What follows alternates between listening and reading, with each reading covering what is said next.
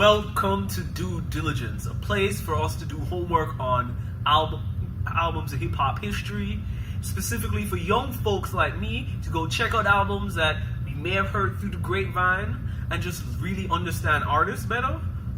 And it's also a place for OGs, cats who got to live in '93 and experience release of certain albums, to talk about what they know about the album. It's a place for dialogue, a place for us to grow. As you can see here, we have a behemoth of an artist to talk about today, and a very interesting album to talk about today. Today is Tupac's Strictly for My Niggas. Let's get into it. This album is sad, and you wouldn't recognize it on the first listen, on the second listen, on the third listen, nor the fourth. The original way I was going to talk about this album as being this energetic, frenetic opening. It's by far one of the strongest openings I've heard of any hip-hop album in terms of sequence, in terms of energy. What it brings to the table is unparalleled. Pac's voice is unlike anything I've heard. He takes what sounds like Bomb Squad type production. You're talking a lot of this screeching, a lot of these weird sounds in the background, these up-tempo drums, and he's ready to go to war for the first 5-6 joints. And if you just take the album with that perspective and you use that to paint what happens the rest of the record, you'd believe that this is like a rebellion record. And in a certain way it is. But going more into the lyrics, going more into a deeper perspective, you recognize that's not all what this album is. And don't get me wrong, this sequence, I'm talking Holla If You Hear Me, to Pac's interlude, to Point Your Finger, Something to Die For, Last Words, Soldier's Revenge, is unlike anything I've heard to start any hip-hop album. It is impactful. When I want to put on this album, that's what I go to. That's what I get excited to hear over and over again. And there's no way you hear this album, and if you understand where Pac's coming from in describing police brutality and how the rebellion is significantly a response to that, especially for anyone in 2017, in an age of Black Lives Matter and so forth, there's no way you hear these records back to back conceptually, but you do not think you want to wake up and kind of join Pac in this revolution. But this is the heel turn. This is the thing that happens on this Pac record that changes context. Is that with laced in that sequence is this consistent talk about death. Last Words, talking about to die. The second interlude, Something to Die For, echoing in the background in that instrumental Something to Die For, where he's talking about Natasha Harvey. Remember the name. The name is going to be on different people's lives because of what happened to her. The same way that we talk about the killer of Trayvon Martin, his grave, whenever he dies, he's going to have that guilt on his name. Like, there's so much of an echoing between this album being released in '93 to 2017 that specifically I have to suggest listening to this album if you care about social justice issues. And you can see how Pac's response is fundamentally different from a lot of the response that we have now. But I would say a lot of those tracks, specifically Holla If You Hear Me, is incredible. See you when I free you, if not when they shut me in. What? And laced throughout this, Pac is like evoking this idea of that this rebellion, this resistance record, essentially at the beginning of this album, is not going to happen.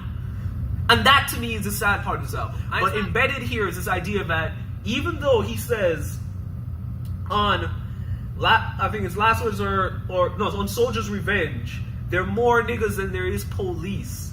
He keeps talking about, if I gotta die, I gotta die. What is the other phrase?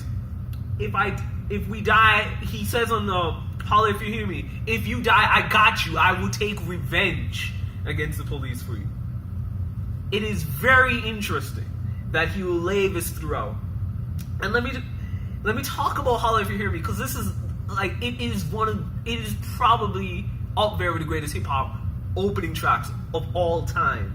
That screeching in the background as Bomb Squad, the Public Enemy sound in the background, Rebel Without a Pause, to the sellouts living it up one day or another, you'll be giving it up. Like, Pac is very much this idea of like, we need to fight against the system, and it sounds like warfare. There's a level of conviction in Pac's voice I haven't heard yet in my hip-hop records that I've delved into. And yes, this is my first Pac record I've heard in full. So I'm excited to hear what Tupacalypse sounds like. I'm excited to go forward and hear what Me Against the World, All Eyes on Me, Illuminati, and so forth. This is my real introduction to Pac, and I can immediately see that with the Bomb Squad reference, he's clearly Public Enemying it. He's clearly Ice Cube's verse on Last Words. Pigs wear blue, I will wear black, kill for the cause. These are my last words. And I can already see what, like, Pac is clearly studying a lot of these other guys, but the dimensionality of what Pac will bring into it. You talk about on Last Words, which is a very much this still bringing this very heavy conviction. He talks about like, I'm gonna make your mother cry. Like, this idea evoking that this revenge against police is not just this thing that we're gonna do. It's like, think about the way that you've pained our families, and I want this rebellion against police is to almost make them feel the same way. This, if you can't make a black life, why are you taking one?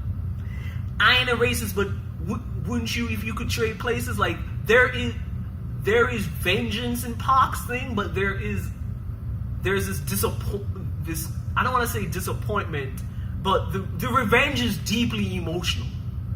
Like, if you listen to this record and you just think that this is this Kill Police album and that there's no heart to this, there's no nuance, you are negating the emotions that are leading into Pac's scenario. And I would argue that the second half of the record provides a bigger context for what Pac feels. And this is why this album's pretty strong and pretty impressive. At the end of the album, you get songs like Representing, you get songs like Keep Your Head Up, Streets Are Death Row, Papa's Song. Those are the emotional crutches of this album. The moments where all this anger that's been building up, all this kind of fatalistic that we can't win this, all of that really gets discussed or backdropped by this, what's happening in Pac's life. So Representing recontextualizes the album. In terms of like sound, it's very different. It's a lot more laid back. And Pac ends up telling you that this story, the story of vengeance, the story of feeling this revolt against police brutality, although it's a full black story, for him, he's recontextualized. This is Oakland. Like, he's from Oakland. This is the story of Oakland. And that's particularly important, I find. And then he goes out to shout out pretty much a bunch of rap dudes from 93. I'm hearing Special Ed. I'm hearing Tribe. You're in Pete Rock Seals. Like, it's a bunch of guys who get shouted out. It's a dope record, and it's a good, I don't want to call it a filler record, but it's a good record that gives you a nice solid break for what is going to become more of an emotional part. And then he follows Representing with the probably most known record on this album, Keep Your Head Up. And I get it. I get why people love this song so.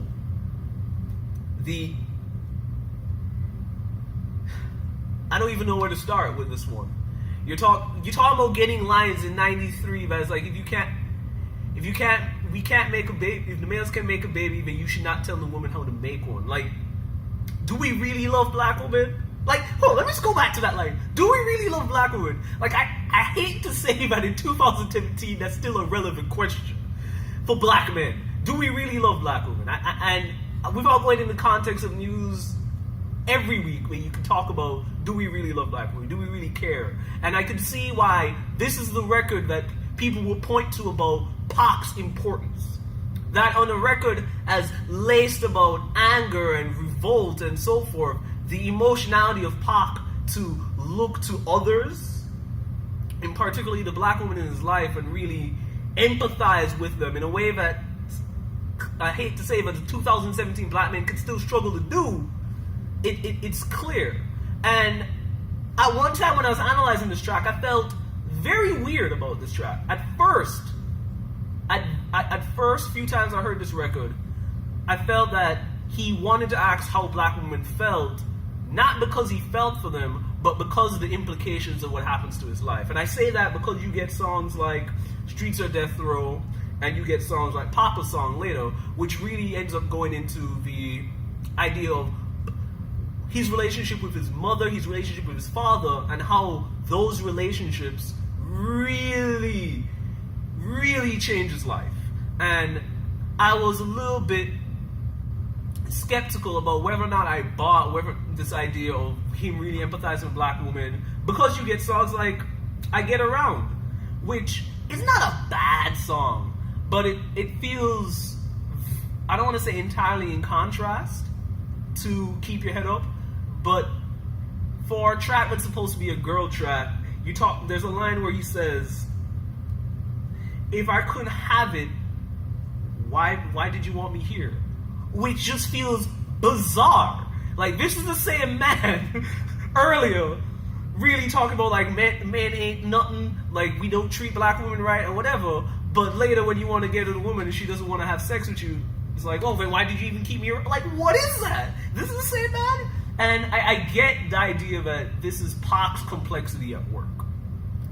And it's in true to who he is, it did just feel very bizarre. And it made me re-question, like, is this record Keep Your Head Up really for black women or not? And I'll come to the conclusion that it really is, because there are things that, the way that he describes it, it feels too important. I mean, it's not just that, as you talk about lines that get thrown every single day about like money for war, but you can't feed the poor. Like, this is a ridiculously important song. And while I'm going to make an argument that it's not the best song on the album, it is probably the most important song on this album, and it's an impactful song, and it really it changes the end of the album. It changes where this album gets to go, and it's significant because of that. But for me, he pulls it all together. All of these strings get pulled together on the Streets or Death Row, and he tells the cohesive story. He tells the story about the father not being around, the mother can't control me, and there's so many lines here of like the way that the stress of being poor and being away from your father really weighed on him is evident. There's this line about hustling to keep from getting buried. There's this kind of Lady Macbeth thing where he starts shooting at ghosts because he's drinking and he's imagining the people that he's had to battle before. Like, there is a haunting of Pac's life here. The stress is too much to bear. And without this kind of strong family unit, this is what sets Pac in that direction. And I think it's important because when you go back to that beginning of the record, when you hear those 6 songs in sequence that seem like a revolt, that seem recognized very much about the fatalistic way that if that were to happen, and that you label Pac as this person who doesn't have this nuance about police brutality and think that he just hates cops and just because, and not really look at the issues around Pac and many people like Pac's life, you are doing a disservice to those songs, and you're doing a disservice to this album. And I think it was, whether or not Pac deliberately thought of these connections, these are immaculately working together to reinforce one another. And you don't get that you don't seal the deal until you get to Papa's song. Whew. Between him and Wicked, both of those guys, I don't know who has a better verse. I read a lot on this album. Pac has a lot of guest verses here, but I'm really not that interested in all. From the Live Squad, there's Deadly Venom when they show up. Tretch is nice, but I don't think Deadly Venom's a great track to end on. You have them showing up earlier, and most people don't really bring anything to them. But here on Papa's song, Wicked, what is the line? I'm starting to look like my father, and my mother can't stand to look at me. Like, that is it. That's the heart of this album, the emotional depth. That's where this album goes. And Wicked is able to go with Pac there. Pac opens up that he prays on the star for Pac before puberty. This is another thing I wanted to highlight. Pac is not a lyrical guy in terms of dexterity. He doesn't bring a lot of assonance and all of it. Like, he can do it. There are things, tracks like Struggling show his ability to do so. And I think that he's not a weak rhymer by any means. But it is the lines that are very simplistic, but represent an emotional component that will always stand out on these Pac records. Everything I've said is not this crazy simile. It is by far just like the way that you feel it. And I had to play catch by myself. What a miserable sight. Like, it is crazy. Papa's song is right up there. Between that and Streets of Death Row, those are the best songs on this album. And that's why I say, this is why I think this album is really strong. Is that the opening is immaculate. Perfect. The best of the best. There's a few tracks here and there that I don't think are great, and I think none of them play to Pac's strengths.